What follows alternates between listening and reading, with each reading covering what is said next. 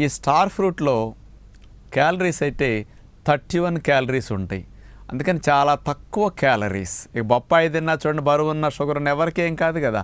Star fruit friendly fruit అనమాట అందరికీ. మరి ఇందులో కార్బోహైడ్రేట్ చూస్తే 7 గ్రామ్స్ ఉంటాయి అంతే.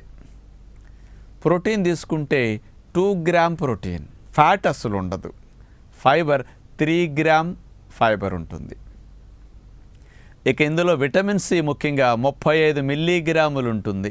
ఫోలిక్ యాసిడ్ 12 మైక్రోగ్రామ్స్ ఉంటుందన్నమాట. ఫోలిక్ యాసిడ్ ఇలాంటివన్నీ ముఖ్యమైన సూక్ష్మ పోషకాలు, స్థూల పోషకాలు స్టార్ ఫ్రూట్లో ఉన్నవి.